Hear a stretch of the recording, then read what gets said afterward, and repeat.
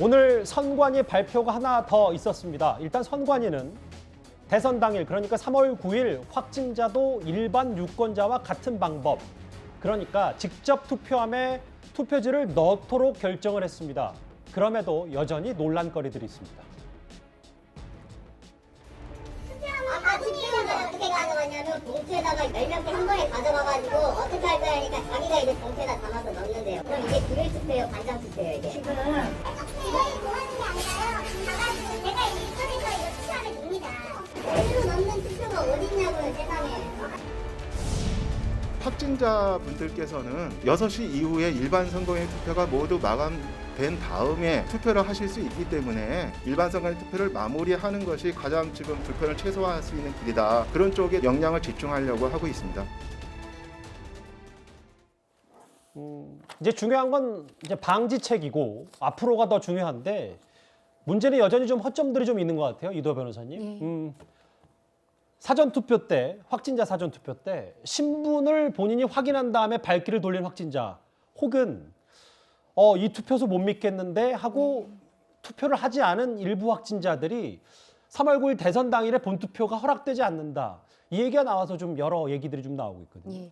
지금 이제 선관위에서 계속 법에 따라서 자기들이 하고 있다 이런 얘기하는데 아까도 제가 말씀드렸지만 헌법상으로 비밀 직접 투표뿐만이 아니라요 공직선거법에도 그 직접 투표 비밀 투표를 하도록 규정이 다 있는데 그건 안 지키고 있으면서 그 부분은 인정을 안 하는 거고요. 이와 관련돼서 제가 또 말씀드릴 게 이제 감염병 관련 법률에 보면 또 어떻게 나오냐면 감염병에 걸린 사람이 이 병이 걸렸다고 해서 선거라든가 참정권 행사가 제한되거나 차별이 있어서는 안 된다 이런 규정도 있어요. 근데 지금 이분들의 참정권이 크게 훼손되는 거 아니에요. 지금 말씀하신 것처럼 왔다가 몸이 아파서 돌아가셨을 수도 있거든요. 너무 추운데 많이 기다려야 되니까 또 어떤 분은 비닐 쪼가리에서 넣는 거 나는 좀 훤히 들여다 보이는데 비밀 투표 아니라서 못하겠다 돌아가신 분도 있고 어떤 분은 내가 직접 투표하면 넣어야 되는데 왜 저 사람한테 맡기라 그러지? 그래서 이거 못 믿겠다 돌아가신 분들이 있는데 그건 선거에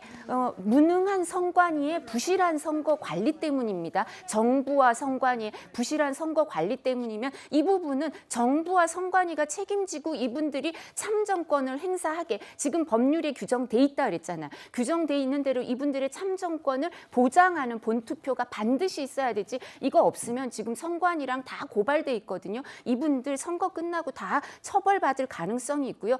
어제 대한변협에서도 성명서가 나와서 이런 분 참정권이 크게 훼손됐다. 정부와 그다음에 선관위가 무능하고 부실하다라고 지적을 하고 있으니까요. 이 부분 법률 형사, 민사 뭐 이렇게 다 고발 소송으로 가지 않으려면 남은 이 본투표를 꼭 좀 잘 챙기고 그리고 그렇다 하더라도 본투표 지금 사전투표 안 하신 분들 포기하시지 마시고요. 꼭 본투표 좀 해주세요. 일단 현행법상은 이도하 변호사님도 좀 말씀을 해주셨지만 신분 확인하고 투표용지 일단 받은 상태에서 3월 9일에 다시 재방문을 해서 본투표하는 건 불가능할 것 같고 그럴 가능성이 꽤 높아 보이거든요. 법정상. 이승훈 변호사님. 네. 근데 그거와는 또 별개로 당시 사전투표 당시에 확진자 격리자가 얼마나 누가 몇 명이 사전투표를 했는지 파악 못하는 건 또 별개의 문제 아닙니까? 그러니까 그런 것 같습니다. 일단 신분을 확인하고 투표권이 출력이 되고 그리고 나서 투표를 해야 되는데 투표를 못하고 돌아가신 분들이 있거든요. 그래서 만약에 이제 투표권을 행사하지 못하고 돌아가신 분이 확인되는 경우에는 아마 선관위 지침으로 투표를 할 수 있게 할 것으로 보여지고요. 다만 만약에 이제 안타깝게도 투표권이 출력됐는데 투표권을 행사했는지 안 했는지 확인할 수 없는 분들, 이분들이 참정권 행사가 좀 어려울 수도 있다 이런 생각이 들고요.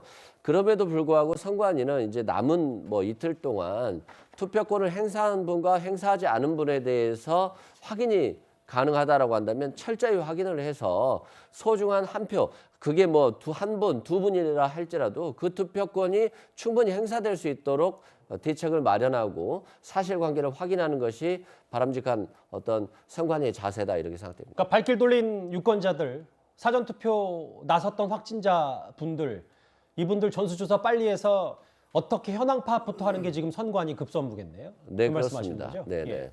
비록 이제 아파서 돌아가신 분들도 있지만 최대한 확인이 된다라고 한다면 참정권을 행사할 수 있도록 선관위가 적극적인 조치를 해야 될 것 같습니다. 사실 이렇게 사전 투표 때 이렇게 확진자 투표 관리가 엉망이다, 논란이 될 거는 사실 아무도 예측을 못했는데 이 부분도 좀 있어요. 오늘 선관위 발표 다시 한번 보면 확진자 등은 오후 6시부터 7시 30분까지 투표할 수 있고 여기에 대해서 정은경 청장은 5시 반부터 좀 외출을 해달라고 권고까지 했습니다. 자신이 기표한 투표지를 직접 투표함에 투입한다. 일반 유권자랑 같이 얘기를 했는데요.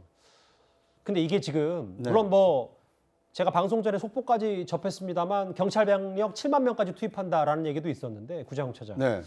7시 반 안에 이게 순조롭게 마무리가 될지 워낙 지금 앞서 걱정이 좀 앞서는 부분들이 많아서요. 저는 이건 국민들께서 좀 협조를 해주시면 충분히 가능하다고 봅니다. 예. 그러니까 이번 사전투표 때 왜 이런 논란이 있었냐면요. 이전까지는 한 번도 이렇게 감염자, 비감염자를 구분한 투표가 없었지 않습니까? 그런데 문제는 사전투표가 6시에 마무리된다 하더라도 비감염자가 6시 전까지만 이 그 투표장에 도착을 하면 투표를 할 수가 있습니다.